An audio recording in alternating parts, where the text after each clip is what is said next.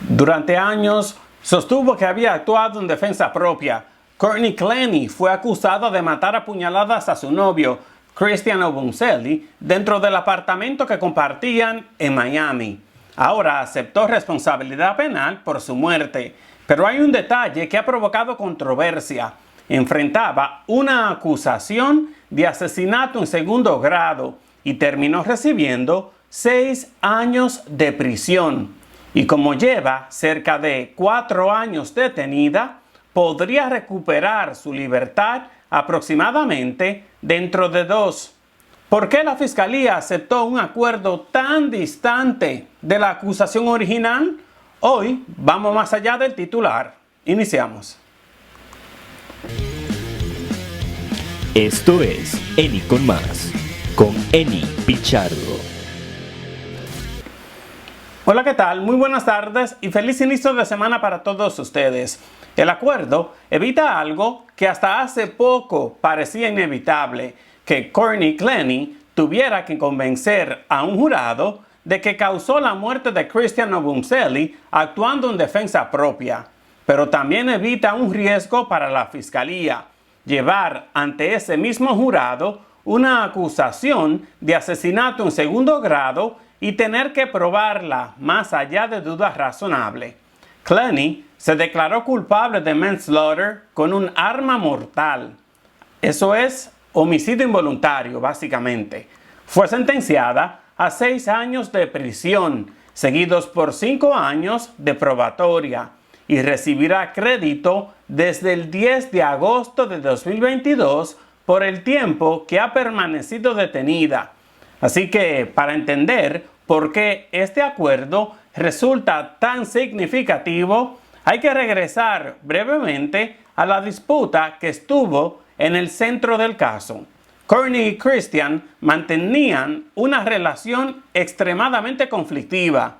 La defensa alegaba que ella era víctima de violencia doméstica y que el día de la muerte de Christian actuó para defenderse. La familia de Christian sostuvo exactamente lo contrario y la Fiscalía había señalado evidencia que, según su teoría, mostraba un patrón de violencia creciente de Clenny hacia él.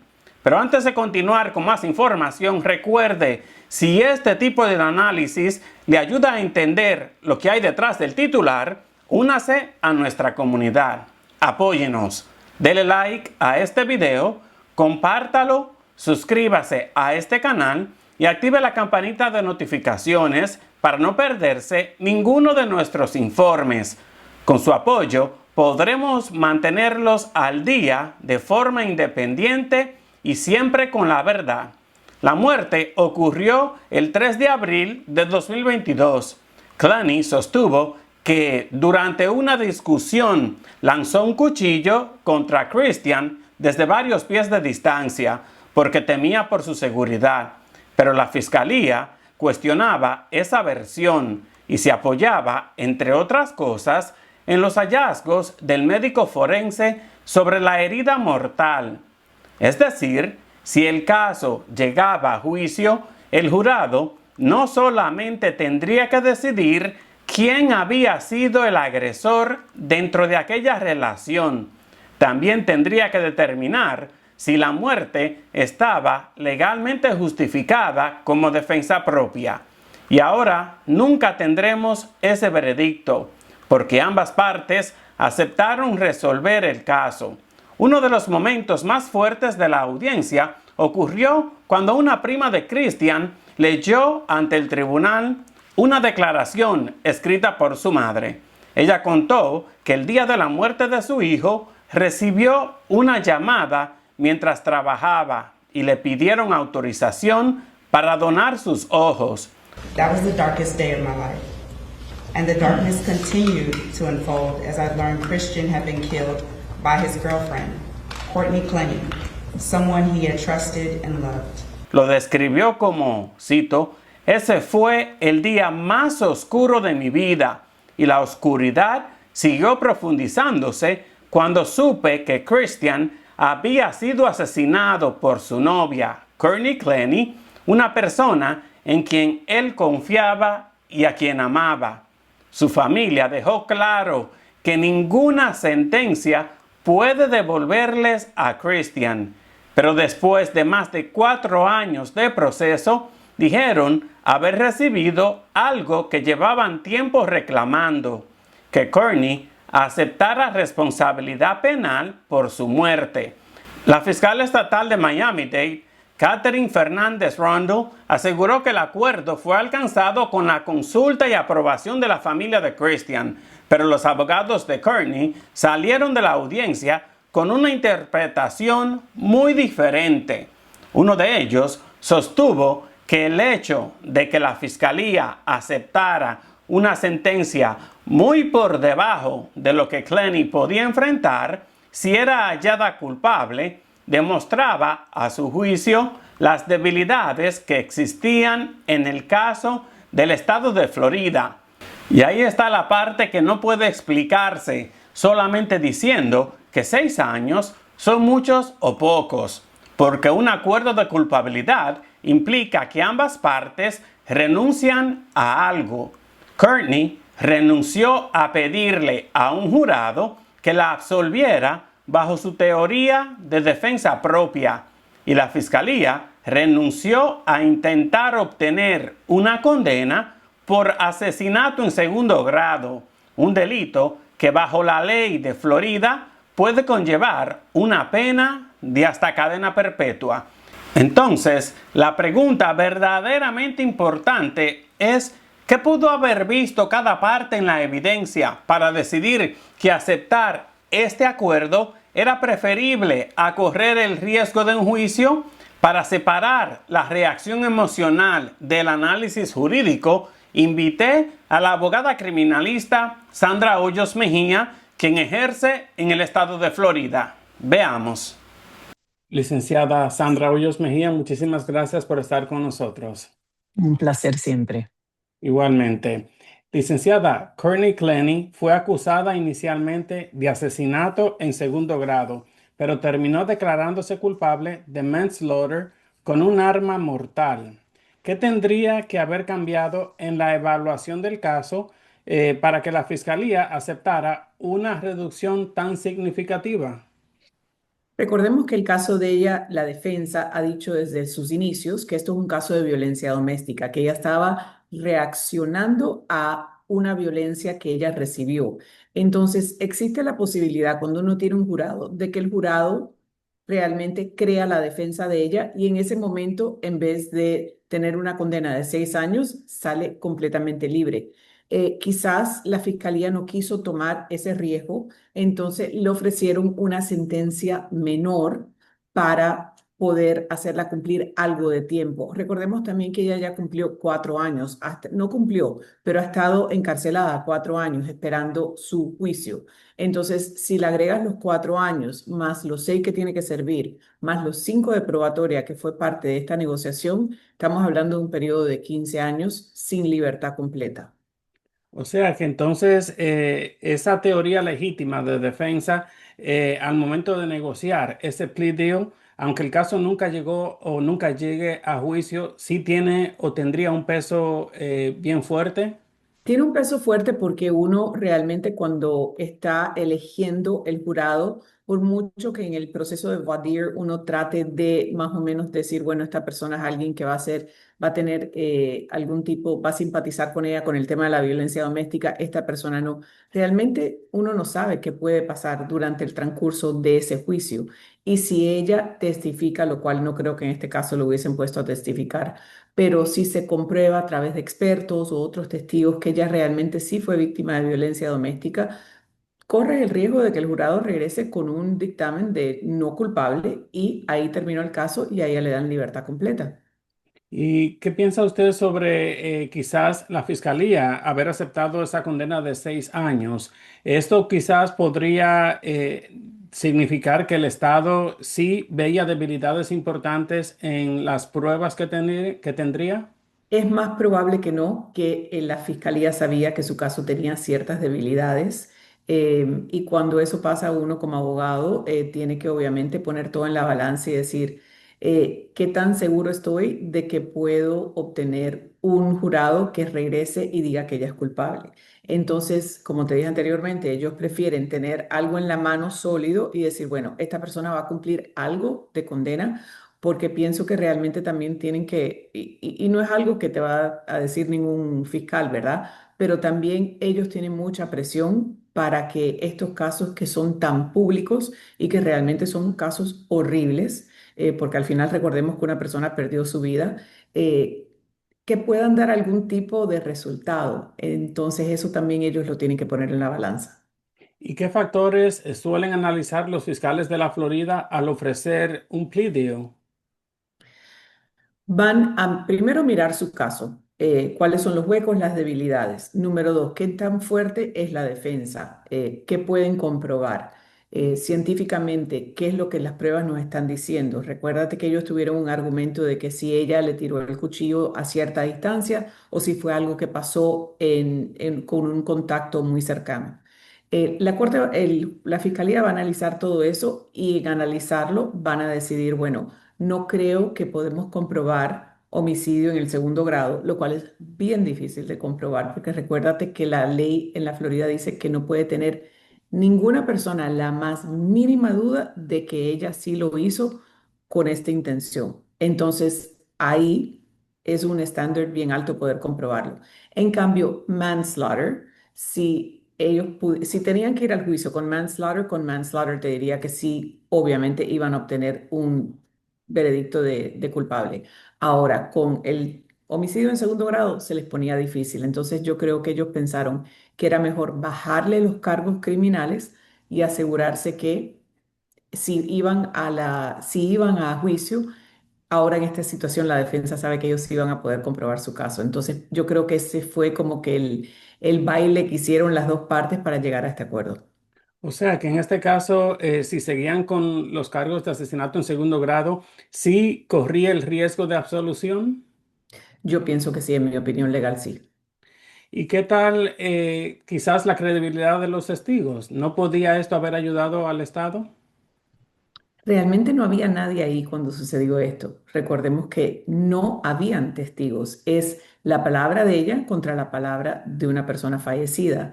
Entonces, lo único que podemos en estos casos son difíciles por eso, porque uno tiene que ir como que atando cabo y es lo que le dicen circumstantial evidence. Toda la evidencia es como tratando de montar la historia. No tenemos ningún testigo de primera mano.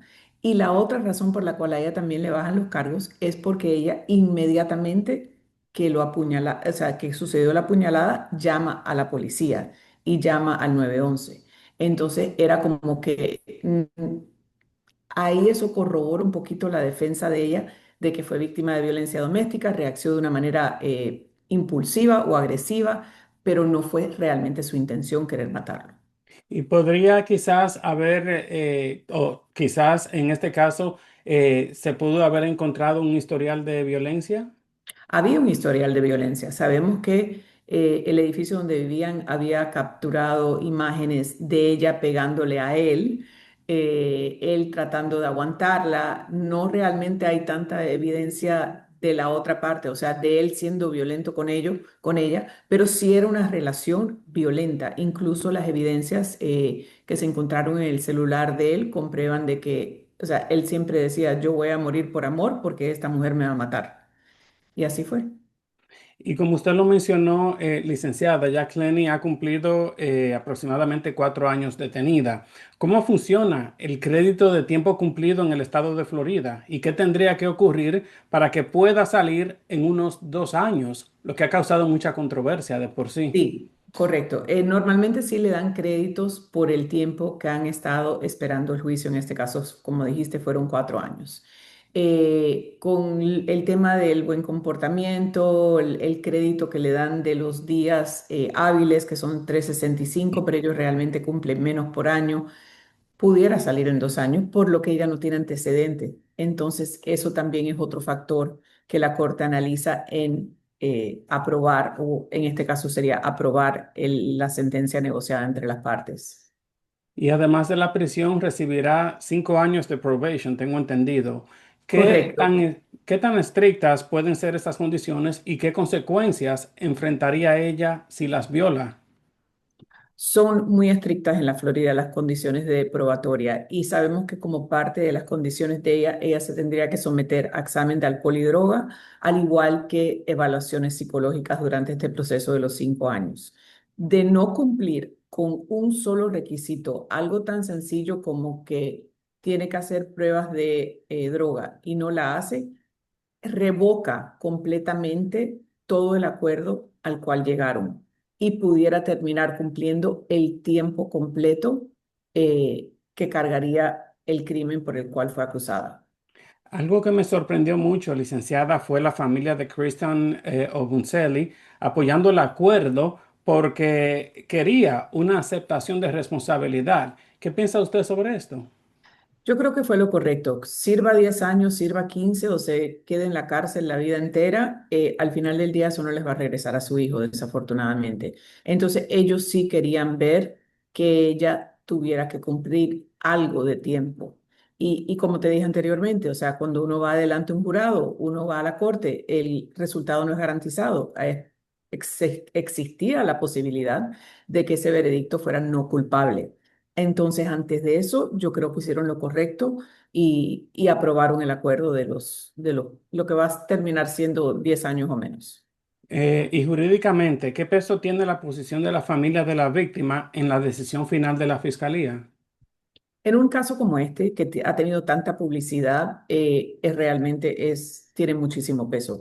Siempre, normalmente, que está la víctima involucrada, la víctima tiene que aprobar el acuerdo al cual llega la fiscalía. La familia de él pudo haber dicho, sabes que no estamos de acuerdo y nos vamos a arriesgar y lleven el caso a juicio. Pero en este caso no lo hicieron. Igualmente, en cualquier caso en la Florida es necesario tener la aprobación de las víctimas. Y para concluir, licenciada, en términos puramente legales, entonces, ¿considera usted que este acuerdo refleja una resolución razonable de un caso difícil o parece más bien demasiado favorable para la acusada detrás de las circunstancias de la muerte? Mira, yo no creo que nada es justo cuando se pierde una vida humana, te digo la verdad, pero ese es mi punto de vista personal. Mi punto de vista como abogada es que sí, yo creo que fue un resultado justo para ella, en el sentido de que no vamos a saber la verdad al 100%, pero realmente si fue víctima de violencia doméstica en algún momento y esto fue una reacción en un momento de un argumento, de una violencia, de un empuje, entonces quizás haya cumplido más de lo que tiene que cumplir, pero de cualquiera de las dos maneras, por lo menos está cumpliendo un tiempo justo. Y sé que usted nunca ha sido fiscal, licenciada, pero si usted fuese una fiscal, ¿qué quizás habría hecho usted para probar culpabilidad?